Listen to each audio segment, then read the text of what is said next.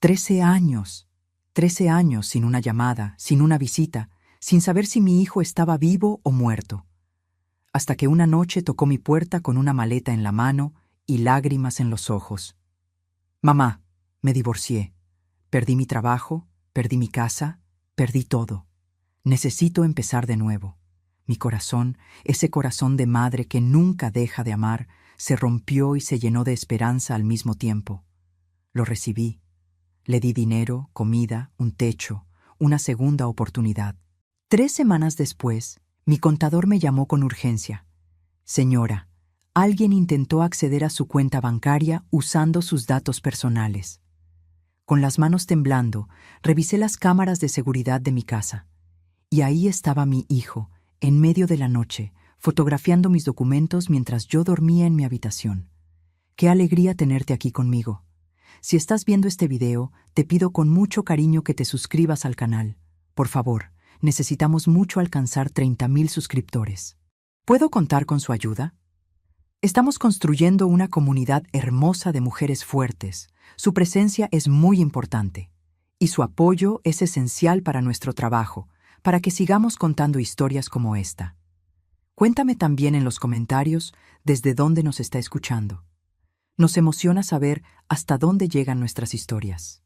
Me quedé paralizada frente a la pantalla de mi computadora, viendo las imágenes de seguridad una y otra vez, como si al repetirlas fueran a cambiar, como si de pronto fueran a mostrarme algo diferente. Pero no. Cada vez que reproducía el video, veía lo mismo. Mi hijo Rodrigo entrando sigilosamente a mi oficina a las 2 de la madrugada. La hora en la grabación marcaba exactamente las 2:14 de la mañana del martes pasado. Yo estaba dormida en mi habitación en el segundo piso, sin la menor idea de lo que estaba pasando a solo unos metros de distancia. El video mostraba a Rodrigo abriendo la puerta de mi oficina con cuidado tan despacio que no hizo ningún ruido. Llevaba puesta una camiseta oscura y calcetines sin zapatos para no hacer ruido al caminar. Entró con su teléfono celular en la mano, usando la linterna para no tener que encender las luces del cuarto. Lo vi dirigirse directamente a mi escritorio, como si supiera exactamente lo que buscaba. Abrió el primer cajón de la derecha, donde guardo mis documentos bancarios más importantes. Vi cómo sus manos se movían con precisión, sacando carpetas, revisándolas rápidamente, fotografiando cada página con su celular. Estados de cuenta, comprobantes de inversiones, documentos de propiedades, todo. Fotografió todo. Luego abrió el cajón del medio donde guardo mi identificación oficial, mi pasaporte y las tarjetas de crédito que uso solo para emergencias. Vi con horror cómo tomaba cada tarjeta, la ponía bajo la luz de su celular y le tomaba fotografías por ambos lados, capturando los números, el código de seguridad, las fechas de vencimiento. Todo lo que alguien necesitaría para hacer compras en línea o intentar transferencias. El video continuaba, y yo no podía apartar la vista, aunque cada segundo era como un cuchillo clavándose más profundo en mi pecho. Vi a Rodrigo, revisando papeles privados, anotando números en su celular. En un momento sacó una libreta pequeña de su bolsillo y copió algo a mano. Probablemente contraseñas o números de cuenta que vio en mis documentos. Sentí náuseas físicas. Mi estómago se revolvió y tuve que levantarme del escritorio. Las piernas me temblaban. Caminé hasta la ventana tratando de respirar. Mi propio hijo. El bebé que cargué en mi vientre durante 9 meses. El niño al que amamanté y cuidé cuando estaba enfermo. El adolescente al que ayudé con la tarea y al que abracé cuando lloraba. Ese mismo hijo al que recibí con los brazos abiertos hace apenas 3 semanas, cuando apareció llorando en mi puerta, estaba traicionándome de la forma más calculada y cruel que podía imaginar. Me tomó varios minutos recuperar la compostura suficiente para llamar al banco. Mis manos seguían temblando cuando marqué el número. El gerente de mi sucursal, el señor Mendoza, contestó después de 2 timbrazos. «Señora Mercedes, qué gusto escucharla», dijo con su voz profesional habitual. «Señor Mendoza, necesito confirmar algo urgente. ¿Hubo algún intento de acceso no autorizado a mi cuenta?» Hubo una pausa breve antes de que respondiera. «Sí, señora. Por eso su contador la contactó». Ayer por la tarde, detectamos actividad sospechosa. Alguien intentó hacer una transferencia de 300,000 pesos desde su cuenta principal a una cuenta externa que no teníamos registrada en su perfil. 300,000 pesos. La cantidad me dejó sin aire. ¿La transacción se completó?, pregunté con voz temblorosa. No, señora. Nuestro sistema de seguridad la bloqueó automáticamente porque detectó varios factores de riesgo. Primero, el dispositivo desde donde se intentó la transacción nunca había sido usado para acceder a su cuenta. Segundo, la cuenta destino estaba recién creada hace menos de una semana. Y tercero, el monto era inusualmente alto comparado con sus patrones de gasto habituales. Además, señora, su cuenta tiene el sistema antiguo de acceso con contraseña y preguntas de seguridad, porque usted prefirió no actualizar a la autenticación biométrica. Eso hizo más fácil el intento, pero también activó nuestras alertas de seguridad más estrictas. Era verdad. El banco me había ofrecido varias veces actualizar mi sistema de acceso, pero yo siempre lo pospuse. Me parecía complicado y necesario. Ahora entendía por qué era tan importante. Sentí un alivio mínimo pero inmediato. Al menos el dinero seguía en mi cuenta. Señor Mendoza, dígame algo. Para intentar esa transferencia, ¿qué información necesitaba la persona? El gerente explicó con tono grave. Señora Mercedes, quien sea que intentó esto, tenía acceso a información extremadamente personal. Necesitó su número de cuenta, su contraseña principal, su fecha de nacimiento completa y respuestas correctas a 3 preguntas de seguridad que incluían el nombre de soltera de su madre, su ciudad de nacimiento y el nombre de su primera mascota. Me quedé helada. Esa información solo alguien muy cercano podía conocerla. Alguien de la familia. Alguien con quien había compartido historias personales, detalles íntimos de mi vida. ¿Hay algo más que deba saber?, pregunté, aunque no estaba segura de querer escuchar la respuesta. Sí, señora. Después de que bloqueamos la primera transferencia, hubo otros 2 intentos en las siguientes 3 horas. Cada vez con montos diferentes, como si estuvieran probando cuál podría pasar sin detectarse. Primero intentaron 50,000, luego 100,000. Todos fueron bloqueados. 3 intentos. Mi hijo había intentado robarme 3 veces en una sola noche. Colgué el teléfono y regresé a revisar las cámaras de seguridad. Me serví un vaso de agua con manos temblorosas y me obligué a seguir investigando. Si había grabado esa noche, ¿qué más había capturado? Revisé los archivos de los últimos 20 días desde que Rodrigo llegó a mi casa, y lo que encontré fue peor, mucho peor de lo que imaginaba. Había videos de Rodrigo revisando mi casa sistemáticamente, pero siempre en momentos muy específicos. Momentos cuando yo no estaba presente. Yo tengo una rutina bastante fija. Todos los martes por la mañana hago trabajo voluntario en el asilo. Los jueves voy al mercado y suelo tardar 2 o 3 horas. Los viernes por la tarde riego el jardín y me quedo afuera al menos 1 hora. Rodrigo había aprendido mi rutina rápidamente y la usaba para moverse libremente por la casa. En uno grabado hace una semana, un jueves por la mañana, lo vi entrando a mi habitación principal mientras yo estaba en el mercado. Abrió mi joyero, el que está sobre mi tocador, y comenzó a sacar piezas una por una. Vi cómo tomaba fotografías de cada joya. Mi collar de perlas que Enrique me regaló en nuestro 20º aniversario. Los aretes de diamantes que heredé de mi madre. El reloj de oro que fue de mi padre. Todo.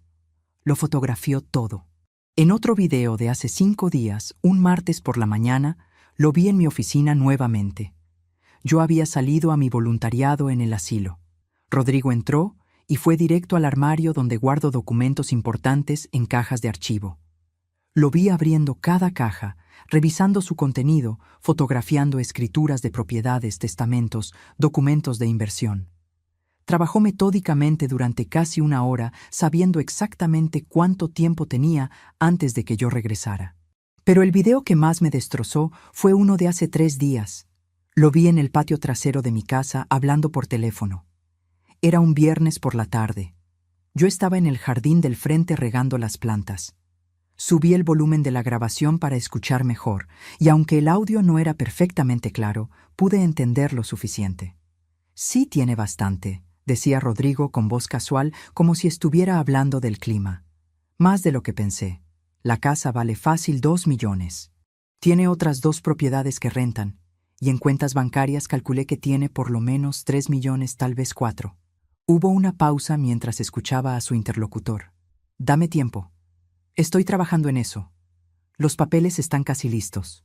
Otra pausa. No te preocupes, la vieja confía en mí. Piensa que volví arrepentido y agradecido. No sospecha nada. La vieja. Me llamó la vieja. Y lo dijo con tal desprecio, tal frialdad, que fue como si me abofeteara a través de la pantalla. Durante 3 semanas completas había creído que mi hijo finalmente regresó arrepentido.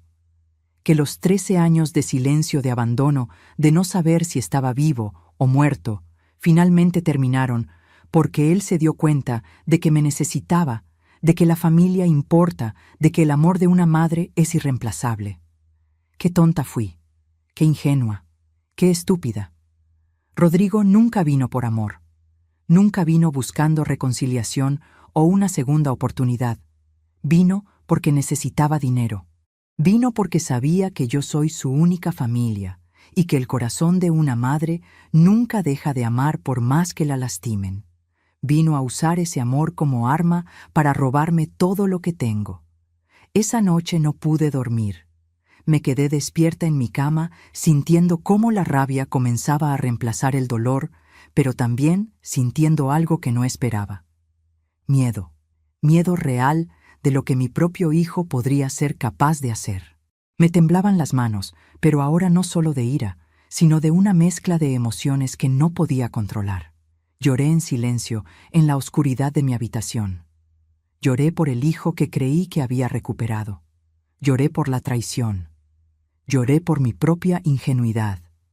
A la mañana siguiente, con los ojos hinchados y apenas unas horas de sueño, tomé una decisión.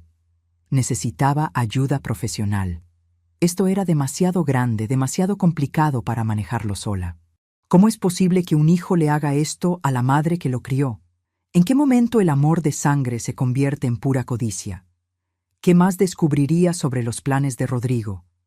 Quédate conmigo porque lo que viene es aún más oscuro de lo que imaginas. Me llamo Mercedes y tengo 65 años. Soy viuda desde hace 15 años, cuando mi esposo Enrique murió de un infarto masivo que se lo llevó en cuestión de minutos. Enrique era un hombre de negocios exitoso. Trabajó toda su vida construyendo una empresa de importaciones que creció hasta convertirse en una de las más respetadas del estado. Cuando murió me dejó bien cuidada. Muy bien cuidada. La casa donde vivo es grande, hermosa, completamente pagada, y vale más de 2 millones de pesos. Además, Enrique me dejó 2 propiedades más que rento, y que me generan ingresos mensuales estables. Y en inversiones y cuentas bancarias, tengo más de 4 millones de pesos ahorrados. No soy rica en el sentido de tener lujos excesivos, pero tengo seguridad financiera para el resto de mi vida, y para dejarle herencia a mi hijo. Mi único hijo, Rodrigo. Tiene 42 años ahora, aunque durante 13 años no supe nada de su vida. La última vez que lo vi antes de estas 3 semanas terribles fue hace exactamente 13 años, cuando tuvimos una pelea que destruyó nuestra relación. Rodrigo vino a pedirme dinero, 500,000 pesos. Dijo que era para un negocio, una oportunidad de inversión que no podía dejar pasar. Pero yo no soy tonta. Llevaba meses escuchando rumores a través de conocidos mutuos de que Rodrigo tenía problemas serios con el juego. Apuestas deportivas, casinos, póker. Había perdido cantidades enormes y estaba endeudado con gente peligrosa. Cuando me pidió el dinero, le pregunté directamente para qué era. Él se enojó, me acusó de no confiar en él, de tratarlo como un niño. Pero yo insistí. Finalmente admitió entre gritos que tenía deudas de juego, y que si no pagaba pronto iba a tener problemas serios. Le dije que no. Le dije que no iba a darle dinero para seguir alimentando una adicción que lo estaba destruyendo. Le ofrecí otra cosa. Le dije que pagaría por un tratamiento profesional para su problema con el juego, que lo apoyaría emocionalmente, que estaríamos juntos en su recuperación, pero que no le daría dinero en efectivo, que solo empeoraría todo. Rodrigo explotó. Me gritó cosas horribles. Me llamó egoísta, tacaña, mezquina. Me dijo que todo el dinero que tenía no valía nada si no lo compartía con mi único hijo. «Eres una mala madre», me gritó con la cara roja de ira. Una madre de verdad ayudaría a su hijo sin condiciones, sin juzgarlo. Le respondí con lágrimas en los ojos que una madre de verdad no financia la autodestrucción de su hijo, que amarlo significaba decirle que no cuando era necesario, aunque doliera. Rodrigo agarró su chaqueta y caminó hacia la puerta. Antes de salir, se volteó y me miró con un odio que nunca olvidaré. «Eres una vieja amargada. No quiero volver a verte nunca». Y cumplió su palabra. 13 años de silencio absoluto. Los primeros años intenté contactarlo. Lo llamaba, pero mi número estaba bloqueado. Le mandaba mensajes que nunca respondía. Busqué su dirección, pero se había mudado sin dejarme saber a dónde. Pregunté a conocidos mutuos, pero nadie sabía nada o no querían decirme. Eventualmente, después de 5 años de intentar, me rendí. Acepté que mi hijo me había borrado de su vida. Viví con ese dolor todos los días. El dolor de una madre que perdió a su hijo no por muerte, sino por elección. Durante esos 13 años viví sola en esta casa grande, sin noticias de Rodrigo, sin saber si estaba bien, si estaba vivo, si seguía en el país. Nuestra familia siempre fue pequeña. No tengo hermanos. Los padres de Enrique ya murieron. No hay primos cercanos ni tíos que pudieran darme información.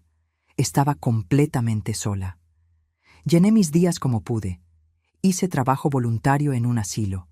Me uní a un club de lectura. Viajé ocasionalmente con amigas, pero siempre había un vacío. Un espacio que solo un hijo puede llenar. Y entonces, hace 3 semanas, tocó mi puerta. Era de noche, cerca de las 8. Cuando abrí, ahí estaba.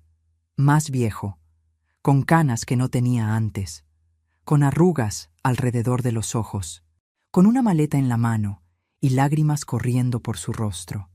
«Mamá», dijo con voz quebrada, y esa sola palabra destruyó 13 años de dolor en un segundo. Lo abracé ahí mismo en la puerta. Lloramos juntos, y cuando finalmente pudimos hablar, me contó su historia. Me dijo que se había casado hacía 8 años, que su esposa acababa de dejarlo, que perdió su trabajo como gerente de ventas, que perdió su casa porque no pudo pagar la hipoteca, que estaba en la calle sin dinero, sin opciones, sin nadie más a quien recurrir. «Lo siento, mamá», dijo entre sollozos. «Siento todo lo que te dije hace 13 años. Tenías razón en todo. Perdóname, por favor». Mi corazón de madre, ese corazón que nunca dejó de amarlo, a pesar de todo, se rompió por él. Lo recibí sin dudarlo. Le di la habitación de huéspedes. Le di 50,000 pesos para que se organizara, para que comprara ropa nueva, para que pagara deudas urgentes. Le dije que podía quedarse el tiempo que necesitara, que íbamos a empezar de nuevo, que los 13 años perdidos no importaban porque teníamos el futuro. Rodrigo parecía humilde, agradecido, arrepentido. Me ayudaba con las tareas de la casa. Salíamos a cenar juntos. Me contaba sobre su vida, sobre lo difícil que había sido. Yo pensaba que finalmente Dios me había devuelto a mi hijo. Pensaba que el sufrimiento de tantos años tenía un propósito y que ese propósito era este momento de reconciliación. Pero todo era mentira. Todo. Cada lágrima, cada disculpa, cada palabra amable.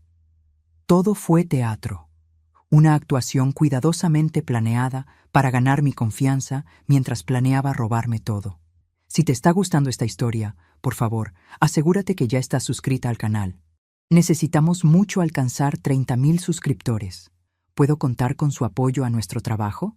Después de ver los videos, después de hablar con el banco, después de esa noche sin dormir, llorando en silencio, tomé una decisión. Pero me tomó 2 días reunir el coraje para hacerlo. 2 días en los que tuve que actuar normal frente a Rodrigo mientras por dentro me desmoronaba. Finalmente busqué en internet y encontré el contacto de un investigador privado con excelentes referencias. Se llamaba Roberto Salazar. Lo llamé desde mi auto estacionada lejos de mi casa, donde sabía que Rodrigo no podría escucharme. Incluso así, me temblaba la voz cuando expliqué la situación. Necesito saber todo sobre mi hijo, le dije. ¿Dónde ha estado estos 13 años? Si realmente estuvo casado, si realmente perdió un trabajo. Todo. El investigador me dijo que necesitaría entre 5 y 7 días para recopilar información completa y verificada. Le di toda la información que tenía sobre Rodrigo. Número de teléfono actual. Fecha de nacimiento. Último domicilio conocido de hace 13 años. Su nombre completo. Fotografías recientes que había tomado discretamente con mi celular. Esos días fueron una agonía. Tuve que seguir viviendo bajo el mismo techo que Rodrigo, desayunar con él, sonreírle, preguntarle cómo le fue buscando trabajo. Cada interacción era una tortura. Cada vez que me llamaba mamá, sentía náuseas. Pero me obligué a mantener la actuación. No podía delatarme. No todavía. Por las noches me encerraba en mi habitación y lloraba en silencio con la cara hundida en la almohada para que no me escuchara. Dormía apenas 2 o 3 horas cada noche. Perdí el apetito. Me temblaban las manos constantemente. Pero durante el día, frente a Rodrigo, mantenía la máscara de la madre feliz de tener a su hijo de vuelta. Una semana después, exactamente 7 días desde nuestra primera llamada, Roberto me contactó. Señora Mercedes, necesito reunirme con usted en persona. Lo que encontré es grave, muy grave. Nos reunimos en un café lejos de mi casa, en otro barrio de la ciudad, donde sabía que Rodrigo nunca me vería. Le dije a Rodrigo que iba a reunirme con amigas del club de lectura. Roberto llegó con una carpeta gruesa llena de documentos. Señora, prepárese porque esto no va a ser fácil de escuchar, dijo con voz seria. Abrió la carpeta y comenzó a mostrarme documento tras documento. Su hijo nunca estuvo casado. No hay registro de matrimonio en ningún estado. No hay registro de divorcio. Verifiqué en todas las bases de datos públicas disponibles. La historia completa fue una mentira. Sentí como si me hubieran golpeado en el estómago. Tuve que agarrarme del borde de la mesa para no caerme de la silla. ¿Está seguro? Mi voz sonó como un susurro roto. Completamente seguro. Revisé registros oficiales. No existe. Continuó sacando más papeles. Tampoco tuvo un trabajo estable como gerente de ventas. En los últimos 13 años, Rodrigo ha trabajado en empleos temporales, vendedor en tiendas, repartidor, trabajos que duran semanas o meses antes de que lo despidan o renuncie. Conseguí confirmación de al menos 8 empleadores diferentes en los últimos 5 años. Todos reportan el mismo patrón. Llega, pide adelantos, trabaja pocas semanas y desaparece. ¿Por qué? Pregunté, aunque empezaba a imaginar la respuesta. Porque, señora Mercedes, su hijo tiene un problema muy serio con el juego. Un problema que nunca superó. De hecho, empeoró significativamente. Roberto sacó más papeles. Algunos eran impresiones de registros que había obtenido a través de sus contactos. Rodrigo tiene deudas con prestamistas ilegales por más de 800,000 pesos. Son deudas acumuladas durante años de apostar en casinos póker, apuestas deportivas. Ha estado huyendo de sus acreedores. Algunos son muy peligrosos. Gente que no tiene problema en usar violencia para cobrar. De hecho, hizo una pausa, mirándome con preocupación. Hay razón para creer que algunos de estos acreedores lo han estado buscando activamente. Por eso vino con usted. No solo necesitaba dinero, necesitaba un lugar donde esconderse. 800,000 pesos. La cantidad era absurda, aterradora. Durante los últimos 3 años, continuó Roberto, Rodrigo ha estado viviendo en hoteles baratos y habitaciones rentadas por semana. Cambia de domicilio cada pocas semanas para que sus acreedores no lo encuentren. No tiene casa, no tiene propiedades, no tiene ahorros, está completamente quebrado y desesperado, y esa desesperación lo hace peligroso, señora. Todo comenzaba a tener sentido, terrible y doloroso sentido. Rodrigo no vino a reconciliarse conmigo. Vino porque literalmente no tenía más opciones, porque necesitaba un lugar donde esconderse y una fuente de dinero, y sabía que yo, como su madre, no podría negarle ayuda. Al menos eso creyó. Roberto sacó más documentos de la carpeta. Su expresión se volvió aún más seria. Hay algo más, señora, algo que me preocupa mucho y que fue más difícil de confirmar. Tardé 3 días adicionales investigando esto porque quería estar completamente seguro antes de decírselo. Me mostró impresiones de correos electrónicos y registros de consultas. Rodrigo ha estado contactando abogados, específicamente abogados especializados en herencias y tutelas. Conseguí esta información a través de un contacto en uno de los bufetes que consultó. Ha estado haciendo preguntas muy específicas sobre procedimientos de tutela legal sobre personas mayores, sobre qué se necesita para obtener control legal de los bienes de un familiar. El mundo se detuvo a mi alrededor. Las manos comenzaron a temblarme tan violentamente que tuve que soltar la taza de café que estaba sosteniendo antes de que se me cayera. ¿Control legal? Mi voz apenas salió. Roberto asintió con expresión grave. Sí, señora. Según mi contacto, Rodrigo preguntó específicamente sobre procedimientos para declarar a alguien mentalmente incapaz, sobre qué tipo de documentación médica se necesita, sobre cómo funciona el proceso judicial, sobre plazos. Básicamente estaba investigando cómo tomar control legal de usted y de su dinero. Las lágrimas comenzaron a caer por mis mejillas sin que pudiera controlarlas. Roberto esperó en silencio dándome tiempo para procesar. Eso no es todo, continuó con voz más suave. También encontré que estuvo investigando asilos, específicamente asilos de bajo costo. Visitó al menos 3 instalaciones diferentes hace 2 semanas antes de aparecer en su puerta, como si estuviera planeando exactamente dónde internar a alguien. La implicación era clara y monstruosa.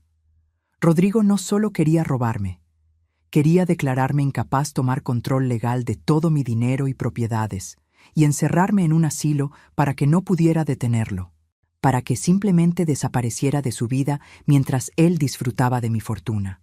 Por eso vino con esa historia elaborada del divorcio y perder todo, dije en voz alta mientras las piezas encajaban dolorosamente.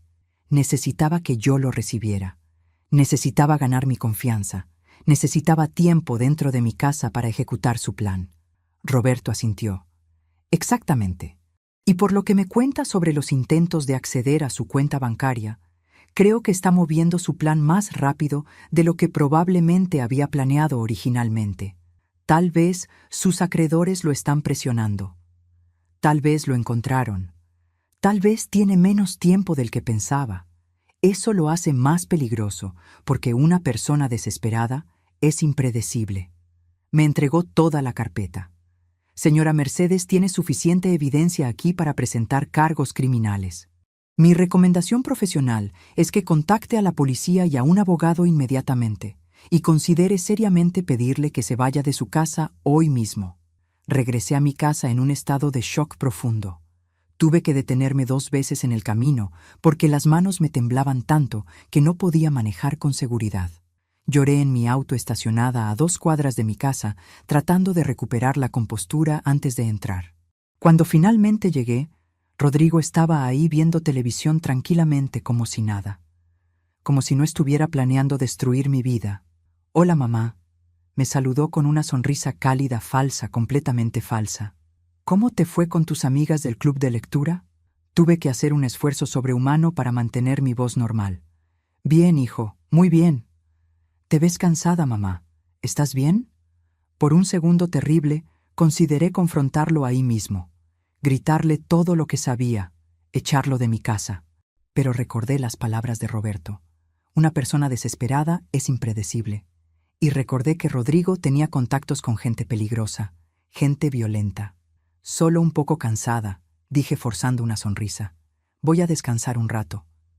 Esa noche tampoco pude dormir. Me quedé despierta en mi cama llorando en silencio, sintiendo cómo el dolor y la rabia competían dentro de mi pecho. Pensando en cómo el hijo que crié, el bebé, que alimenté, el niño que amé, se convirtió en este extraño, capaz de traicionarme tan profunda, tan monstruosamente. Pero también pensando en qué hacer, en cómo protegerme, en cómo detenerlo sin ponerme en peligro. A la mañana siguiente temprano, antes de que Rodrigo se despertara, llamé a mi abogado. El licenciado Antonio Reyes ha manejado mis asuntos legales durante 15 años desde que murió Enrique. Es un hombre de 60 años, experimentado, meticuloso, alguien en quien confío completamente. Lo llamé a las 7 de la mañana, sabiendo que él siempre llega temprano a su oficina. Mercedes, respondió con sorpresa en su voz. ¿Qué pasa? ¿Estás bien? Antonio, necesito verte urgentemente. Hoy, si es posible. Es sobre Rodrigo. Escuché preocupación inmediata en su respuesta. Ven a mi oficina a las 9. Te voy a dar todo el tiempo que necesites. Salí de la casa diciéndole a Rodrigo que tenía cita médica de rutina. Llegué a la oficina de Antonio con la carpeta que me dio Roberto y las grabaciones de las cámaras de seguridad que había descargado en una memoria USB. Le conté todo: los videos, los intentos de robo, el informe del investigador, las consultas con abogados sobre tutelas, los asilos, el plan completo para declararme incapaz y encerrarme. Antonio escuchó todo en silencio. Cuando terminé, se quitó los lentes y se frotó los ojos. Parecía haber envejecido 10 años en esa hora. Mercedes, dijo finalmente con voz cansada y seria, tu hijo está planeando cometer varios delitos graves: intento de fraude, planeación de privación ilegal de libertad, porque encerrarte en un asilo contra tu voluntad, usando documentos falsos, califica legalmente como secuestro. Falsificación de documentos si llega a presentar papeles falsos ante un juez. Estamos hablando de años de prisión. ¿Qué puedo hacer?, pregunté. Las lágrimas comenzaban otra vez, pero las contuve con esfuerzo. Podemos denunciarlo ahora mismo. Con las pruebas que tienes, la fiscalía podría presentar cargos. Eventualmente habría orden de arresto. Pero hizo una pausa larga, incómoda. Mercedes, eso significaría que tu hijo iría a prisión. Y tengo que preguntarte con toda honestidad, aunque sé que es difícil. ¿Estás preparada para eso? ¿Estás preparada para que tu único hijo vaya a la cárcel? La pregunta me golpeó como un puño en el estómago. Por más que Rodrigo me había traicionado, por más que su plan era monstruoso, seguía siendo mi hijo. La idea de verlo en prisión, de saber que yo lo puse ahí, me producía un dolor físico. Antonio debió ver mi expresión, la lucha interna reflejada en mi rostro, porque continuó con voz más suave. O podemos hacer algo diferente. Podemos tenderle una trampa. Hacer que se delate completamente frente a testigos, de forma que no pueda negarlo. Documentar todo de manera que sea legalmente irrefutable. Y luego, cuando esté completamente expuesto, cuando haya confesado todo, entonces lo confrontamos y le damos una opción: o acepta las consecuencias legales completas, o acepta condiciones que tú determines. Pero para hacer esto, necesitas ser muy fuerte, Mercedes. Necesitas actuar, necesitas engañarlo como él te está engañando a ti. ¿Qué tipo de trampa?, pregunté, sintiendo cómo algo dentro de mí comenzaba a endurecerse. La madre dolida estaba dando paso a algo más fuerte, algo más decidido. Antonio se inclinó hacia adelante. Vamos a hacer que Rodrigo crea que su plan está funcionando perfectamente. Tú vas a empezar a actuar confundida, olvidadiza, como si realmente estuvieras desarrollando demencia. Él va a pensar que las cosas están saliendo exactamente como quiere y va a moverse más rápido. Va a cometer errores, va a exponerse más, va a decir cosas comprometedoras. Y cuando esté completamente confiado, completamente expuesto, entonces lo confrontamos con todo. La idea era arriesgada, pero tenía sentido. ¿Cuánto tiempo tomará? 1 o 2 semanas. Depende de qué tan rápido muerda el anzuelo y de qué tan convincente seas en tu actuación. Me quedé en silencio pensando en si podía hacerlo.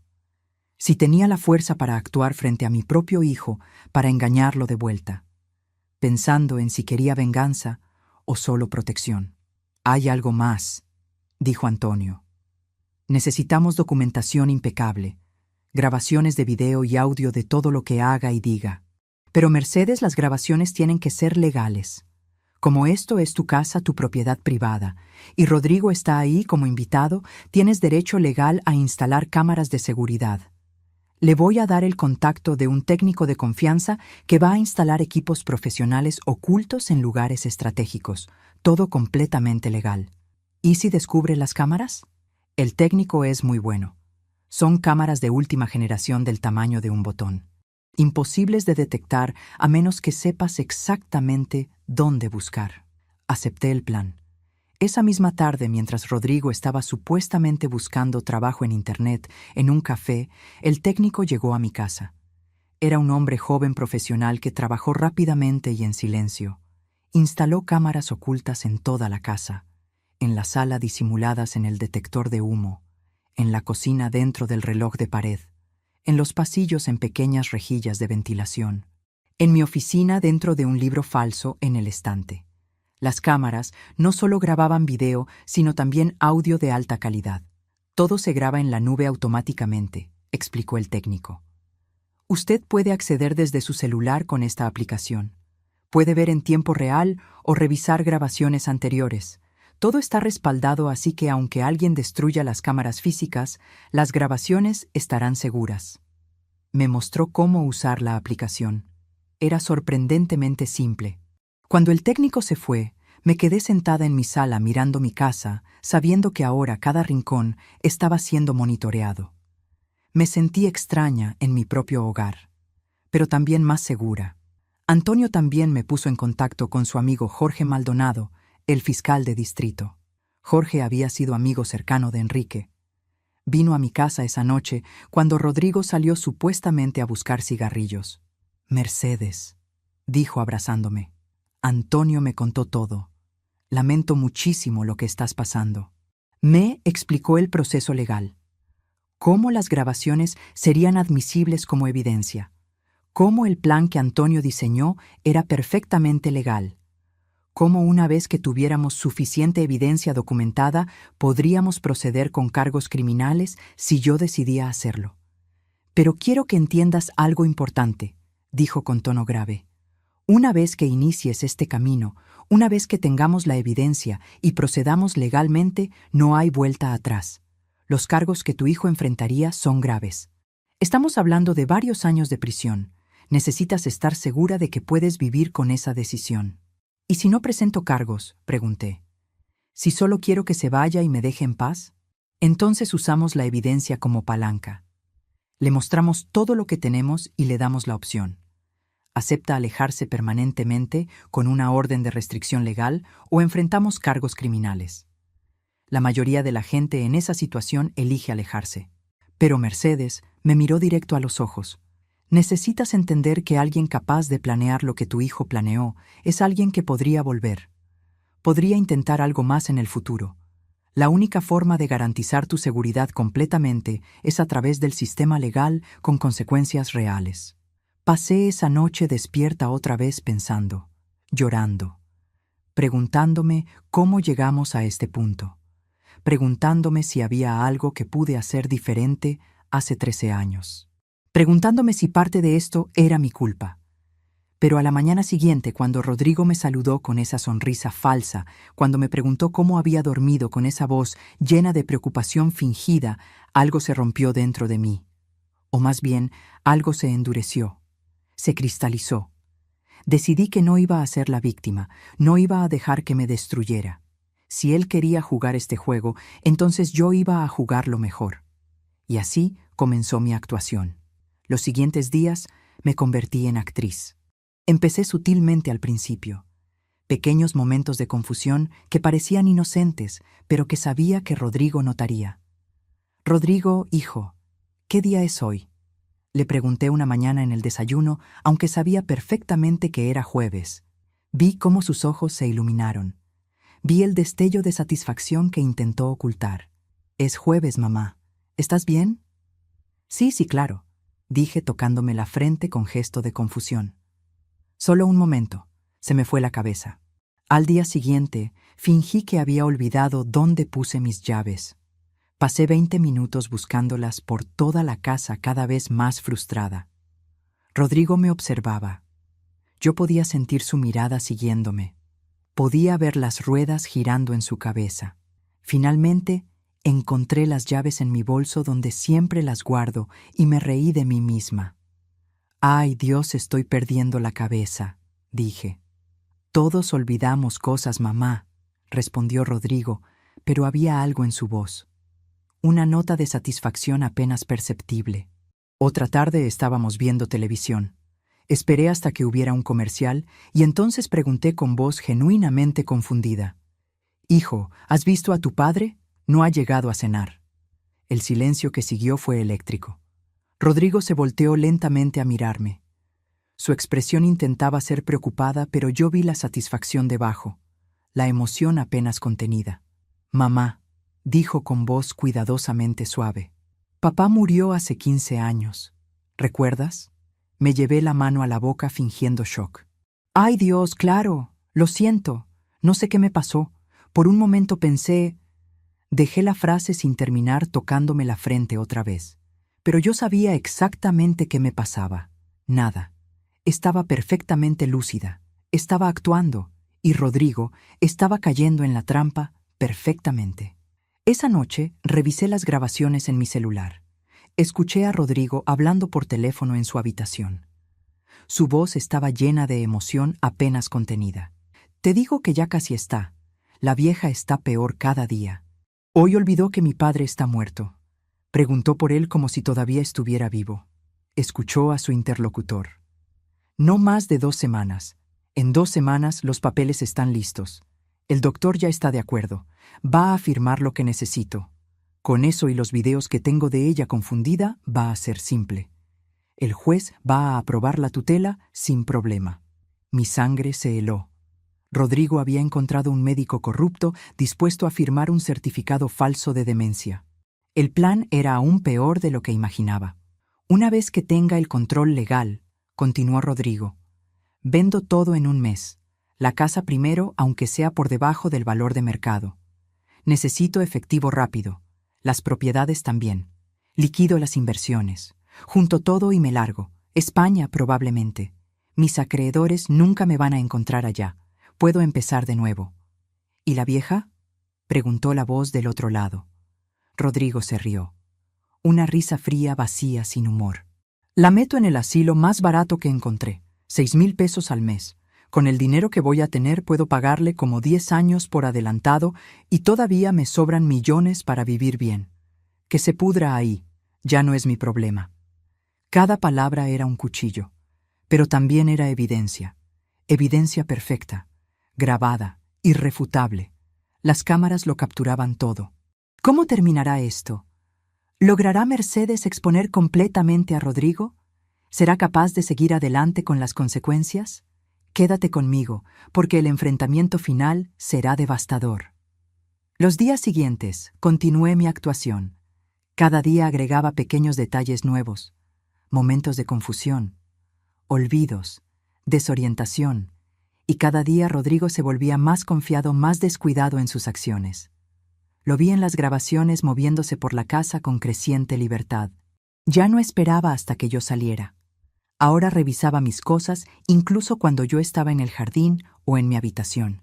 Se estaba volviendo arrogante, seguro de sí mismo, convencido de que su plan estaba funcionando perfectamente. Una semana después de comenzar mi actuación, decidí jugar mi carta más importante. Era una mañana de sábado. Estábamos desayunando juntos, café y pan tostado. Yo fingí estar especialmente pensativa. «Hijo», dije finalmente con voz suave, «he estado pensando en algo importante». Rodrigo levantó la vista inmediatamente. «¿Qué pasa, mamá?». «Necesito poner mis asuntos en orden. Ya sabes que últimamente me siento más cansada, y con estos momentos de confusión que he tenido…». Hice una pausa dejando que la implicación colgara en el aire. Vi cómo Rodrigo trataba de ocultar su emoción. «Mamá, no hables así. Estás bien. Probablemente solo necesitas vitaminas o algo». «No, hijo», dije con voz triste y cansada. «Soy vieja. Tengo 65 años. No voy a vivir para siempre. Y quiero asegurarme de que todo esté arreglado para ti. Eres mi único hijo. Todo lo que tengo es tuyo. Pero necesito dejarlo todo por escrito claro y legal mientras todavía puedo». Vi pánico cruzar su rostro por una fracción de segundo antes de que lo ocultara. Pánico porque si yo actualizaba mi testamento, ahora podría complicar sus planes. Pero luego la codicia ganó. «Si eso te hace sentir más tranquila, mamá», dijo con voz cuidadosamente neutral. Entonces está bien. Voy a llamar al licenciado Reyes. Quiero ir al notario esta semana. ¿Puedes acompañarme? No quiero ir sola. Lo vi calculando mentalmente, probablemente pensando que si estaba presente en la cita con el notario, podría asegurarse de que todo quedara a su favor. Podría influenciar lo que yo firmara.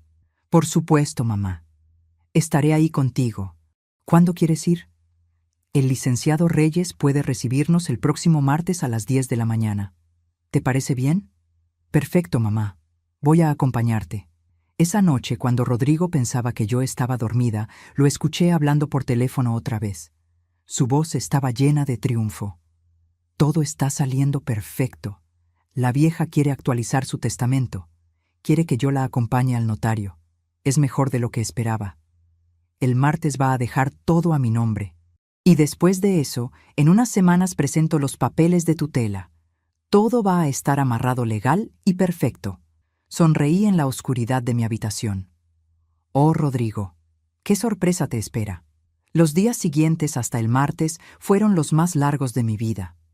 Antonio y yo habíamos planeado todo cuidadosamente. Él había coordinado con Jorge Maldonado. Habían preparado toda la evidencia, las grabaciones de video, las grabaciones de audio, el informe del investigador, los intentos de fraude bancario. Todo estaba organizado cronológicamente documentado de forma impecable. También me había asegurado de obtener algo crucial, un certificado médico actual. Había visitado al doctor Fernando Castillo, uno de los neurólogos más respetados del Estado. Me sometí a un examen neurológico completo exhaustivo. Pruebas de memoria, pruebas cognitivas, evaluación mental completa. El resultado: función cognitiva completamente normal para mi edad. 0 signos de demencia, 0 deterioro.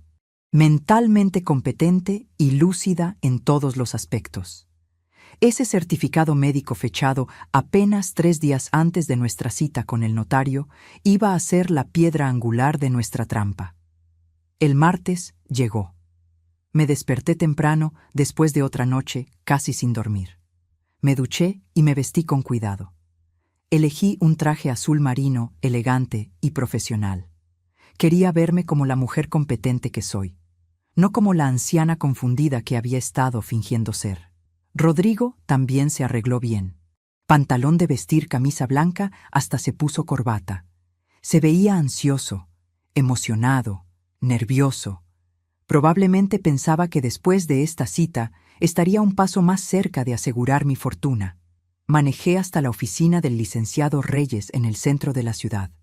Rodrigo intentó hacer conversación durante el viaje, pero yo mantuve mis respuestas cortas. Estaba concentrada, enfocada, tratando de calmar los nervios que sentía en el estómago.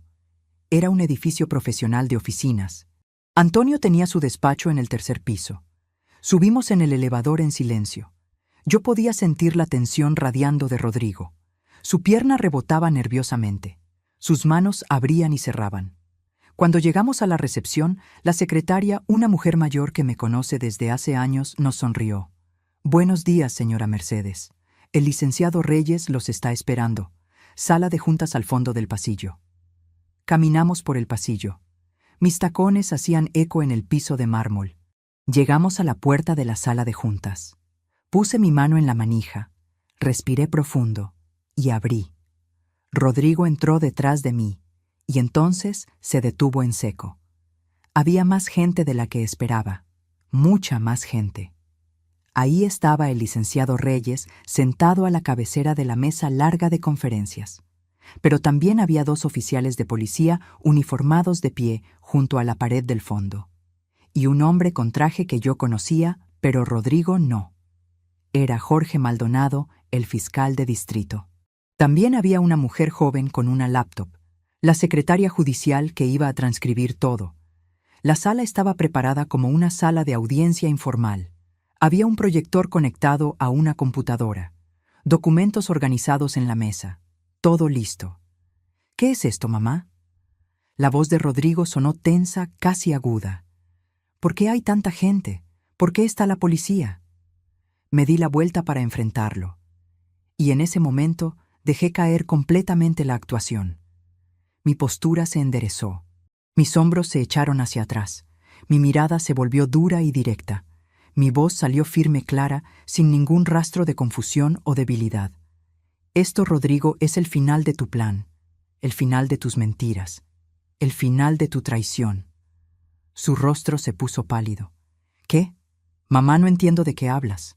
Oh, creo que entiendes perfectamente, dijo el fiscal Maldonado dando un paso adelante.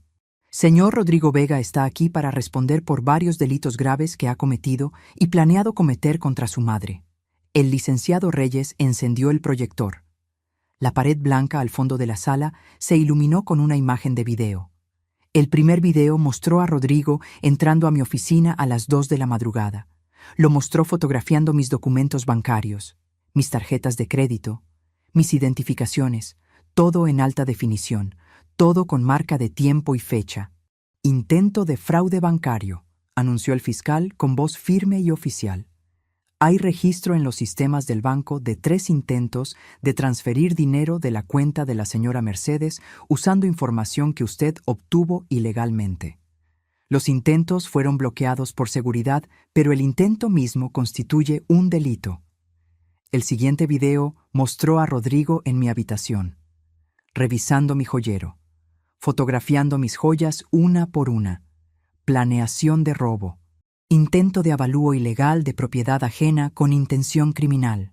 Luego aparecieron capturas de pantalla, del historial de búsqueda de la laptop de Rodrigo, búsquedas sobre procedimientos de tutela, sobre síntomas de demencia, sobre cómo obtener certificados médicos, sobre asilos de bajo costo, planeación de fraude para obtener tutela legal ilegal, intento de privación ilegal de libertad. Esto, señor Vega, constituye técnicamente secuestro bajo la ley. Finalmente pusieron audio. Las grabaciones de Rodrigo hablando por teléfono, su voz clara, sus palabras incriminatorias, todo. La vieja confía en mí. Voy a meterla en el asilo más barato, que se pudra ahí. El doctor va a firmar lo que necesite. Vendo todo y me largo a España. Cada frase, cada admisión de culpa llenó la sala. La secretaria judicial escribía rápidamente, tomando nota de todo. El rostro de Rodrigo pasó de pálido a rojo brillante. Empezó a sudar visiblemente. Gotas corrían por su frente. Sus manos temblaban. Abrió la boca y la cerró varias veces sin poder hablar. «Esto es trampa», logró decir finalmente. Su voz sonó rota, desesperada. «Me tendieron una trampa. Esto no es legal. No pueden usar esto contra mí». «Te dimos la cuerda suficiente para que te ahorcaras solo», respondí. Mi voz sonó más fría de lo que jamás la había escuchado. «Cada cosa que hiciste fue tu decisión. Nadie te obligó a fotografiar mis documentos mientras yo dormía. Nadie te obligó a planear declararme mentalmente incapaz. Nadie te obligó a buscar asilos donde encerrarme. Nadie te obligó a buscar médicos corruptos dispuestos a firmar documentos falsos. Todo fue tu elección». Antonio habló por primera vez. «Y respecto a la legalidad, señor Vega, todas las grabaciones se hicieron en propiedad privada de su madre. Ella tiene derecho legal completo a instalar cámaras de seguridad en su propia casa. Usted estaba ahí como invitado, no como residente legal. No hay ninguna violación de privacidad. Todo es completamente admisible». Rodrigo me miró con ojos salvajes, con pánico, con ira, con algo que se parecía al odio. «Mamá, estás confundida. No entiendes lo que está pasando. Te están manipulando. Ellos te están usando». Saqué un sobre de mi bolso. Lo puse sobre la mesa con un golpe seco. «¿Confundida?» Abrí el sobre y saqué el certificado médico. Este es un certificado médico del doctor Fernando Castillo, neurólogo certificado, uno de los más respetados del Estado. Examen completo realizado hace 3 días. ¿Sabes qué dice? Leí en voz alta para que la secretaria judicial lo registrara. La paciente Mercedes Vega, de 65 años, muestra función cognitiva completamente normal para su edad. Memoria intacta. Orientación perfecta. Capacidad de razonamiento sin deterioro. No hay signos de demencia. No hay deterioro de memoria. No hay desorientación. Conclusión. paciente, mentalmente competente y lúcida, completamente capaz de manejar sus asuntos financieros y legales. Miré a Rodrigo directo a los ojos. Todo lo que viste estas 2 semanas fue actuación. Cada momento de confusión, cada olvido, cada pregunta sobre tu padre. Todo fue para que revelaras exactamente qué estabas planeando, para que te sintieras tan confiado que cometerías errores, para que hablaras abiertamente por teléfono sin cuidarte. Y funcionó perfectamente. La realización cruzó el rostro de Rodrigo como una ola de agua helada. Su boca se abrió. Sus ojos se agrandaron. Entendió. Entendió completamente que lo había engañado, que había caído en una trampa, que todo estaba perdido. Y entonces explotó. Todo esto lo hiciste a propósito. Su voz se elevó hasta convertirse en grito. Me tendiste una trampa como si fuera un criminal. Soy tu hijo, tu único hijo. Te comportaste como un criminal, respondí. Porque eso es lo que eres.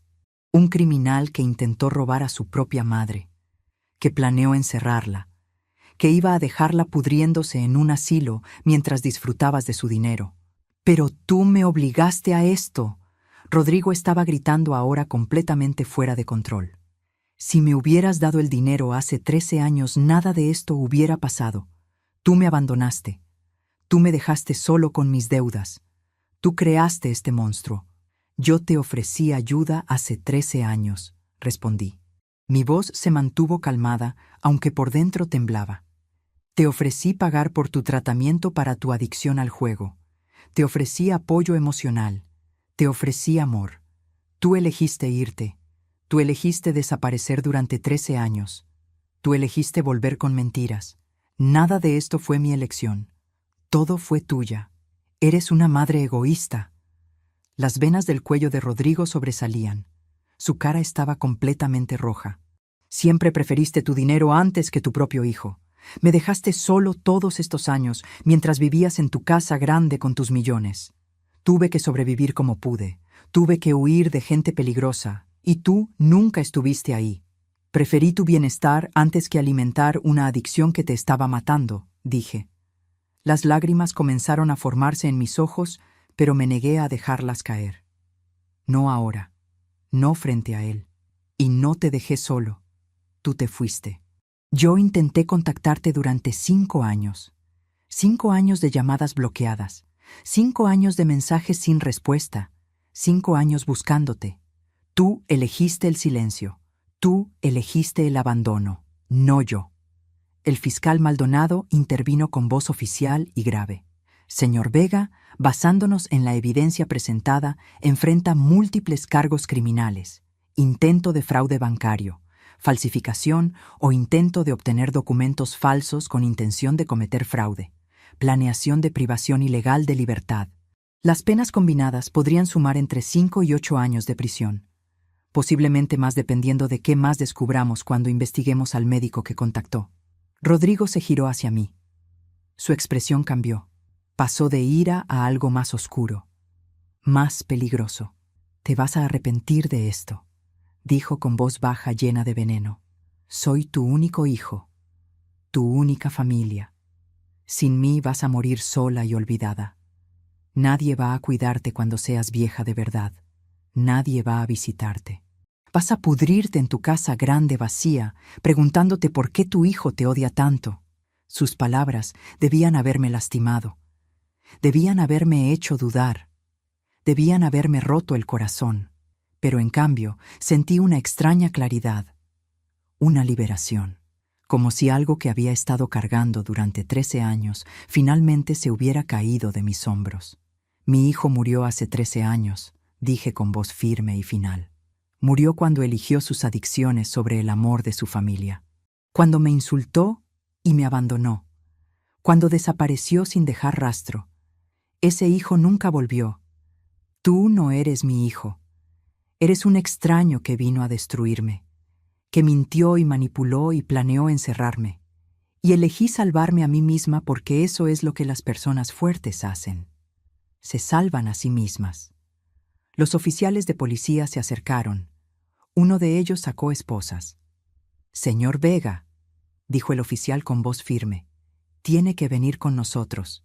Hay una orden de arresto emitida esta mañana por el juez Ramírez, basándose en la evidencia presentada por la Fiscalía. Rodrigo intentó retroceder. No, esperen. Mamá, por favor, no dejes que hagan esto. Soy tu hijo. Por favor. Pero yo no respondí. Solo lo miré mientras los oficiales lo tomaban de los brazos. Tiene derecho a permanecer en silencio, comenzó uno de los oficiales mientras le ponían las esposas. Rodrigo comenzó a gritar mientras lo esposaban. Ya no era súplica, era ira pura. ¡Eres una perra! ¡Una vieja amargada y sola! ¡Ojalá te mueras sola! ¡Ojalá sufras todo lo que yo voy a sufrir! Amenazas, maldiciones, culpas, insultos. Todo salió mientras lo sacaban de la sala de juntas. Su voz resonaba por el pasillo. Otros abogados y secretarias salieron de sus oficinas para ver qué pasaba. Y luego las puertas del elevador se cerraron. Y hubo silencio. Me quedé sentada en esa sala de juntas después de que se llevaron a Rodrigo. Las piernas no me respondían. Todo mi cuerpo comenzó a temblar violentamente, como si hubiera estado sosteniendo un peso enorme durante semanas y finalmente lo hubiera soltado. Las lágrimas que había estado conteniendo comenzaron a caer. Primero despacio, luego como un torrente. Antonio se sentó a mi lado y puso su mano sobre la mía. No dijo nada, solo estuvo ahí. Jorge también se quedó. La secretaria judicial cerró su laptop silenciosamente y salió dejándonos en privacidad. Lloré. Lloré como no había llorado en años. Lloré por el hijo que creí que tendría, por el niño que fue, por la relación que nunca tuvimos, por los 13 años perdidos, por la traición, por todo. Hiciste lo correcto, Mercedes, dijo Antonio finalmente con voz suave. Sé que no se siente así ahora, sé que duele, pero te protegiste, le pusiste límites, no dejaste que te destruyera. ¿Por qué se siente tan horrible entonces?, pregunté entre sollozos. Porque todavía lo amas, porque es tu hijo. Y el amor de una madre no se apaga como un interruptor, sin importar qué tan terrible sea lo que ese hijo haya hecho. Vas a dolerte, vas a llorar, va a tomar tiempo, pero Mercedes, con el tiempo también vas a sanar. No estaba segura de creerle, pero asentí de todos modos. En las siguientes semanas el proceso legal avanzó. Con toda la evidencia en video, las grabaciones de audio, los documentos de la laptop de Rodrigo, los registros del investigador privado, el caso de la Fiscalía era irrefutable. Absolutamente irrefutable. El abogado defensor de Rodrigo, un defensor público joven y abrumado, intentó negociar. Rodrigo mandó cartas desde la cárcel. Primero fueron cartas de ira, culpándome, insultándome, diciendo que era una madre terrible. Luego, cuando se dio cuenta de que eso no funcionaba, las cartas cambiaron, se volvieron suplicantes.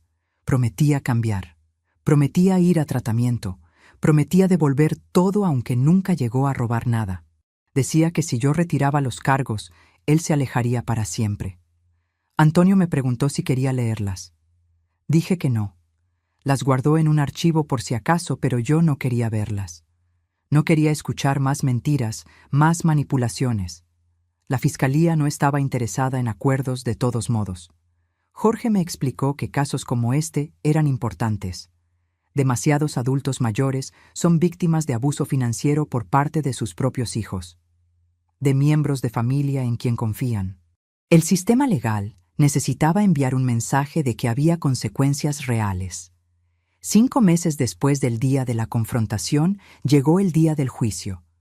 Fue uno de los días más difíciles de mi vida. Más difícil incluso que el día de la confrontación, porque esta vez era público. Había una sala llena de gente. Periodistas porque el caso había generado interés. Otras familias que habían pasado por situaciones similares. Curiosos. Tuve que testificar. Tuve que sentarme en el estrado frente a todos, frente a jueces y abogados y el jurado, frente a Rodrigo sentado en la mesa de la defensa vestido con el uniforme café de reo. El fiscal me hizo preguntas. Tuve que contar toda la historia, los 13 años de abandono, la reaparición de Rodrigo, las mentiras, el descubrimiento de su plan, todo. Fue humillante, fue doloroso, fue devastador tener que admitir públicamente que mi propio hijo intentó destruirme. Cuando llegó el turno del abogado defensor de interrogarme, intentó hacer que yo pareciera cruel. Preguntó sobre la negativa de darle dinero hace 13 años.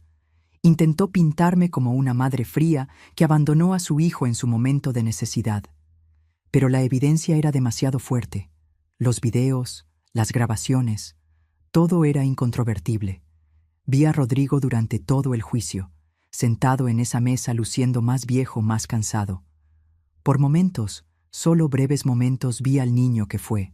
Vi al bebé que sostuve, al adolescente que me abrazaba, pero luego recordaba su voz diciendo que se pudra en el asilo. Recordaba su plan de encerrarme. Recordaba las mentiras. Y el momento pasaba. El jurado deliberó durante 4 horas. Cuando volvieron, el veredicto fue unánime, culpable, en todos los cargos. La sentencia vino 2 semanas después. El juez, una mujer mayor de unos 60 años, habló antes de dictar sentencia. «Señor Vega», dijo con voz firme, «he visto muchos casos en mis 30 años como jueza, pero pocos me han perturbado tanto como este. La traición a un padre, a una madre, a alguien que nos dio la vida, es una de las peores formas de traición que existe. Usted no solo intentó robar a su madre, intentó quitarle su libertad, su dignidad, su autonomía. Planeó encerrarla como si fuera un objeto del que deshacerse, y todo por codicia, por dinero». Hizo una pausa. La sociedad debe proteger a sus miembros más vulnerables. Los adultos mayores merecen vivir con dignidad sin miedo de que sus propios hijos los traicionen. La sentencia de esta corte es 6 años de prisión sin posibilidad de libertad anticipada antes de cumplir al menos 4 años. Además, se emite una orden de restricción permanente. Cuando salga de prisión, no podrá acercarse a su madre. No podrá contactarla de ninguna forma. No podrá estar a menos de 100 metros de su residencia. Esta orden es permanente y cualquier violación resultará en arresto inmediato. 6 años. Orden de restricción permanente. Esa noche volví a mi casa. Grande, vacía, silenciosa. Me senté en la sala. La misma sala donde Rodrigo se había sentado semanas antes, fingiendo ser mi hijo arrepentido. La misma sala donde habíamos cenado juntos. Donde había creído que finalmente recuperaba a mi familia. Y lloré otra vez. Lloré por horas, por el hijo que nunca tuve, por el hijo que creí tener, por los 13 años perdidos, por las esperanzas rotas, por el futuro que nunca existiría. Pero cuando finalmente terminé de llorar, cuando ya no quedaban más lágrimas, cuando mis ojos estaban hinchados y mi garganta dolía, me di cuenta de algo. Estaba agotada emocional y físicamente destruida, pero también me sentía extrañamente libre. Ya no tenía que preguntarme si Rodrigo estaba bien. Ya no tenía que sentirme culpable por negarle dinero hace 13 años. Ya no tenía que vivir con la esperanza dolorosa de una reconciliación que sabía ahora nunca iba a llegar de forma genuina. Sabía la verdad, toda la verdad fea, dolorosa, horrible. Pero la verdad, y la verdad, aunque devastadora, era también liberadora. En los días siguientes, mientras continuaba procesando todo, mientras seguía llorando en momentos inesperados, mientras seguía despertándome en medio de la noche con pesadillas, tomé una decisión que me sorprendió a mí misma. No iba a quedarme en esta casa grande, llena de recuerdos, de cuando Enrique vivía, de cuando Rodrigo era niño antes de que todo se arruinara, de una vida que ya no existía. No iba a seguir viviendo en el pasado, rodeada de fantasmas, esperando algo que nunca vendría. Iba a empezar de nuevo. A mis 65 años iba a comenzar de nuevo. Y así durante los siguientes meses organicé metódicamente mi nueva vida. Pasé las primeras semanas simplemente recuperándome emocionalmente. Yendo a terapia. Antonio me recomendó a una psicóloga especializada en trauma familiar. Las sesiones fueron difíciles pero necesarias. Aprendí que lo que sentía era normal, que el duelo por un hijo vivo a veces es peor que el duelo por un hijo muerto, porque hay más ambigüedad, más culpa, más ¿qué hubiera pasado si? Lentamente, muy lentamente, comencé a sanar. Y entonces tomé acción. Puse la casa en venta. Un agente inmobiliario me dijo que por su tamaño, ubicación y excelente condición podía obtener un precio muy bueno. 2.400.000 pesos. 3 semanas después recibí una oferta por exactamente esa cantidad de una pareja joven con 3 hijos. Una familia. El tipo de familia que esta casa merecía. Acepté. Mientras esperaba que se cerrara la venta, comencé a buscar un lugar nuevo. No quería otra casa grande. Quería algo completamente diferente, algo moderno, algo que fuera mío sin historia, sin memorias dolorosas. Encontré un departamento perfecto en una zona nueva de la ciudad, una zona que nunca había vivido antes. Era la mitad del tamaño de mi casa, pero estaba diseñado de forma inteligente y hermosa. 2 habitaciones amplias con closets modernos, una cocina impecable con electrodomésticos de acero inoxidable, una sala luminosa con ventanales enormes del piso al techo que dejaban entrar luz natural todo el día, y una terraza grande con vista panorámica de la ciudad. Me enamoré inmediatamente. Podía imaginarme viviendo ahí, tomando café en esa terraza por las mañanas, leyendo en esa sala iluminada. Era un nuevo comienzo. Lo compré. Efectivo, sin hipoteca. Fue la primera decisión completamente mía en mucho tiempo. Con el dinero extra de la venta de la casa grande tomé más decisiones. Decisiones que nunca me había permitido tomar porque siempre había sido práctica conservadora, viviendo modestamente pensando en ahorrar para dejar herencia. Pero, ¿herencia para quién? ¿Para un hijo que intentó encerrarme en un asilo? No. Era hora de invertir en mí misma. Programé una cita con un cirujano plástico reconocido, algo que había considerado durante años, pero siempre me pareció vanidad innecesaria. Me hice un lifting facial. Nada exagerado o dramático. Solo lo suficiente para quitar años de cansancio y tristeza de mi rostro, para borrar las líneas de preocupación alrededor de mis ojos, para tensar la piel de mi cuello que había comenzado a ceder. También arreglé mis párpados, que habían estado cayendo cada vez más. El proceso de recuperación fue incómodo. 2 semanas de hinchazón y moretones. Pero cuando finalmente vi el resultado final, me quedé sin palabras frente al espejo.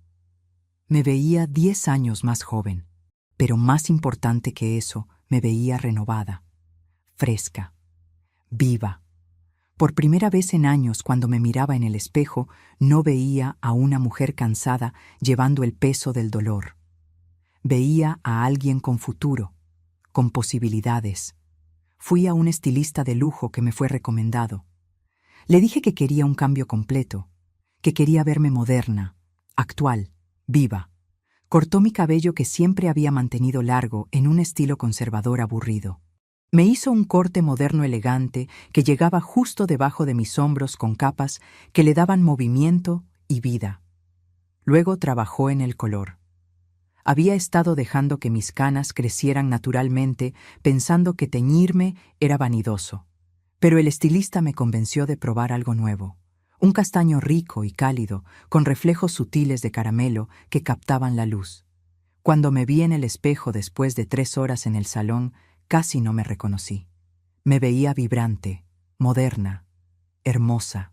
Luego renové completamente mi guardarropa. Contraté a una asesora de imagen que me ayudó a eliminar toda la ropa oscura anticuada que había estado usando durante años. Faldas largas sin forma, suéteres holgados, colores apagados. La asesora me llevó de compras. Me ayudó a elegir piezas modernas pero apropiadas para mi edad. Vestidos elegantes que favorecían mi figura. Blusas de colores brillantes que iluminaban mi rostro. Jeans de buen corte que me hacían ver estilizada. Zapatos modernos pero cómodos con tacones de altura razonable. Por primera vez en décadas me vestí no para ser invisible, no para pasar desapercibida, sino para ser vista. Para ser notada. Para celebrar que estaba viva. Pero el cambio más importante, más significativo fue interno. Me inscribí en la universidad local en un programa especial para adultos mayores. Elegí estudiar historia del arte, algo que siempre me había fascinado, pero nunca tuve tiempo de explorar. Clases 2 veces por semana. Discusiones sobre pintores, escultores, movimientos artísticos. Empecé clases de francés en la Alianza Francesa. Siempre quise hablar francés. Me parecía el idioma más hermoso del mundo.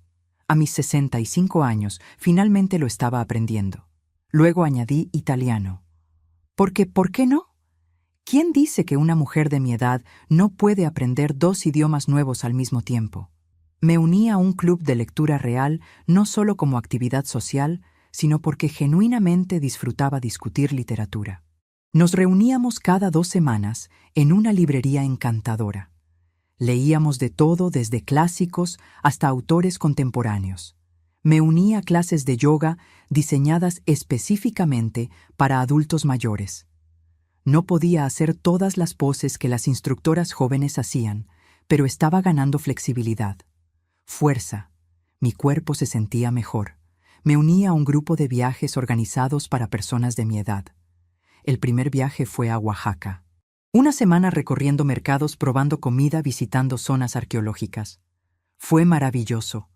Por primera vez en mi vida invertía en mí misma sin culpa, sin pensar que era egoísta, sin esperar la aprobación de nadie, sin preocuparme por qué pensaría Rodrigo o cómo afectaría mi herencia.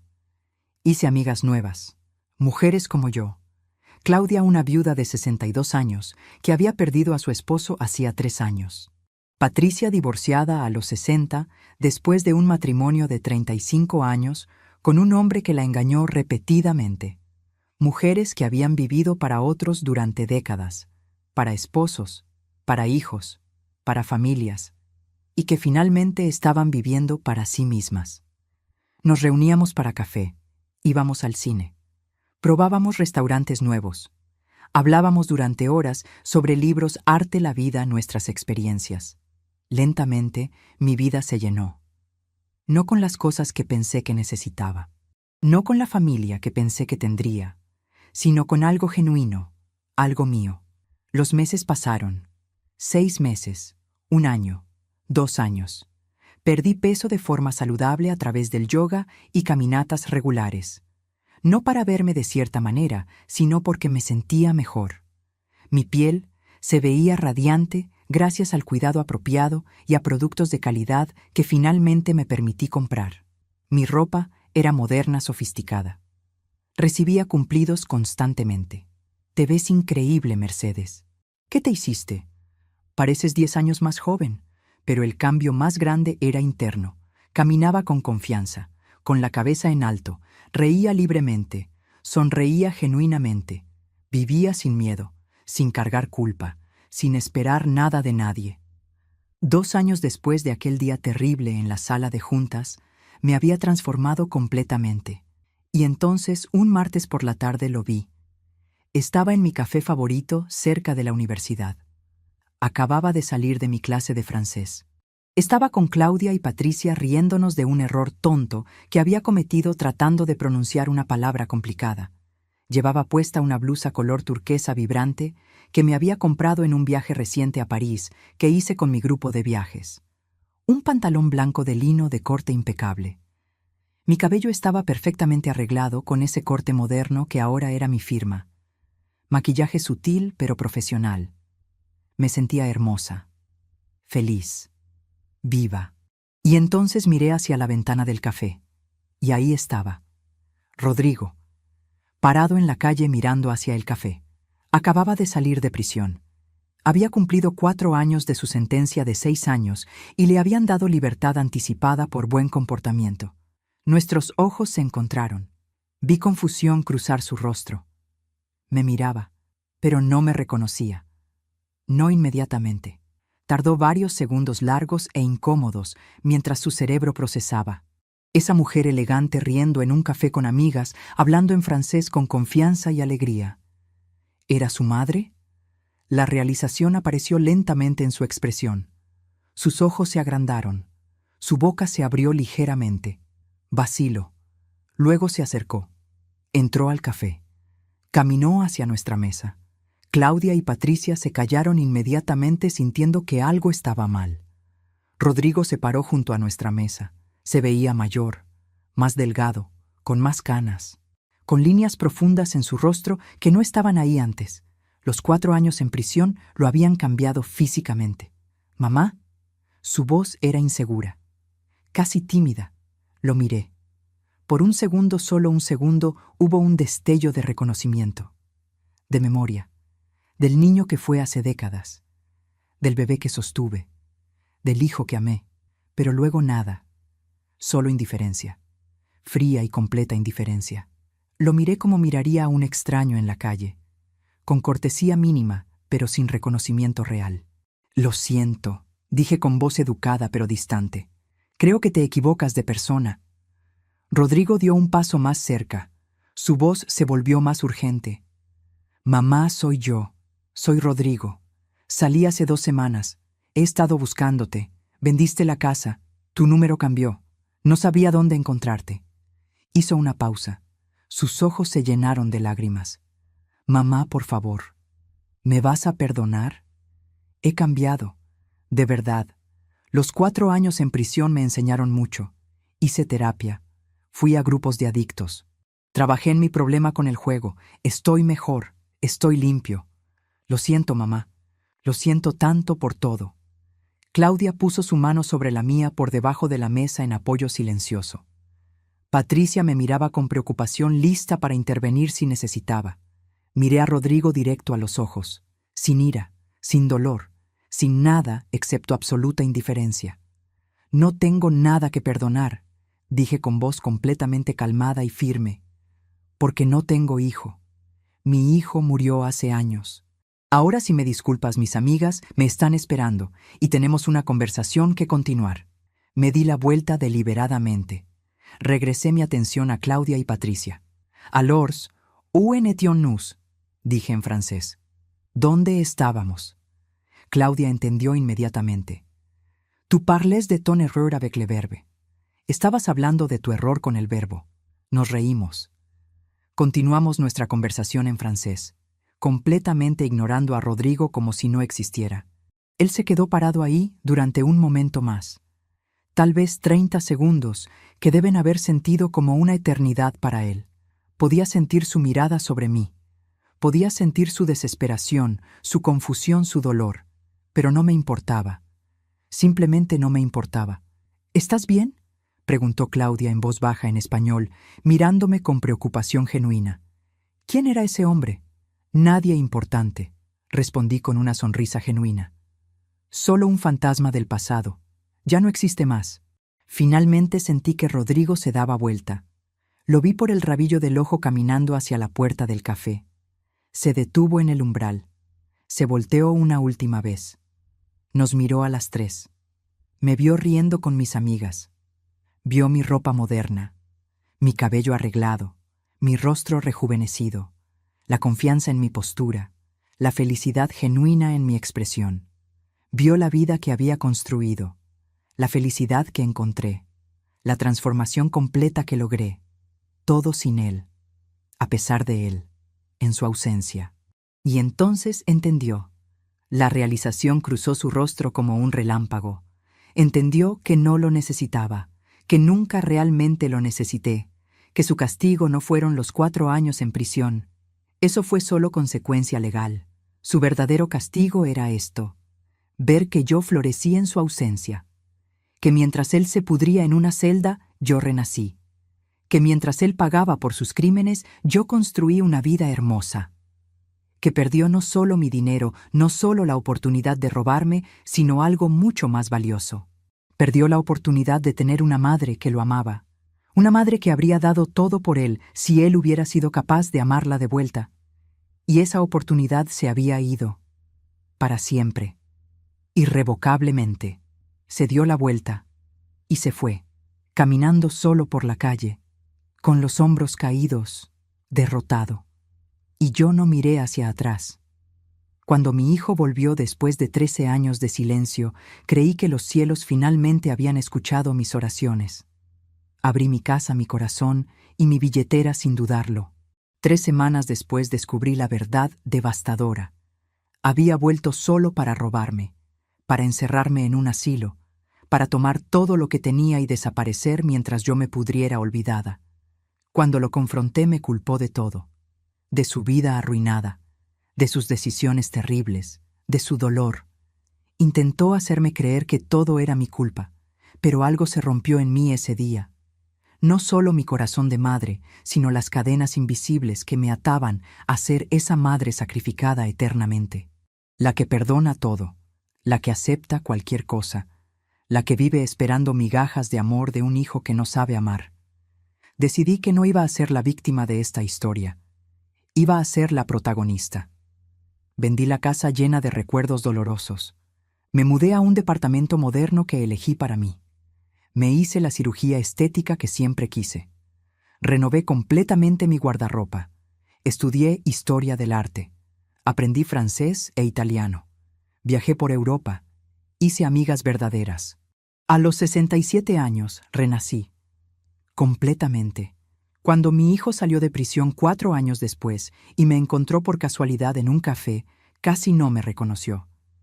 Yo estaba riendo hablando francés con mis amigas, vistiendo ropa elegante y moderna, luciendo más joven y más feliz que nunca en mi vida. Me llamó. Me suplicó perdón. Lo miré como se mira a un extraño, porque eso es exactamente lo que es. Un extraño. Mi verdadera familia son las mujeres que me rodean ahora. Claudia, Patricia, las compañeras de mi clase de francés. Mi grupo de viajes. Mujeres que me eligieron y a quienes yo elegí. Familia que construí no por sangre, sino por amor genuino y respeto mutuo. Rodrigo pensó que destruirme era quitarme mi dinero. Pensó que ganar era encerrarme y quedarse con todo. Pero lo único que logró fue liberarme. Liberarme para que finalmente, después de 65 años de vivir para otros, viviera para mí misma. Descubrí algo fundamental. La mejor venganza no es el castigo. No es la ira, no es siquiera la justicia legal, aunque eso también importa. La mejor venganza es la indiferencia. Es construir una vida tan hermosa, tan plena, tan genuinamente feliz, que la persona que intentó destruirte se vuelve completamente irrelevante. Es poder mirar a esa persona a los ojos y no sentir nada. Ni amor, ni odio, ni dolor, solo indiferencia. Hoy, a mis 67 años, soy más libre, más feliz y más yo misma de lo que jamás fui en mi vida. Viajo, estudio, aprendo, río, vivo, y no se lo debo a nadie más que a mí. Mi hijo intentó encerrarme en un asilo. En cambio, me liberó para descubrir que la vida después de la traición puede ser más hermosa que cualquier cosa que existió antes. Y esa es mi victoria. Final. Completa, irrevocable. Si te gustó esta historia, haz clic en este próximo video que está apareciendo en la pantalla, porque la próxima traición supera todo lo que has visto hasta ahora. Y no te olvides suscribirte en el canal, para que no te pierdas ni una sola historia.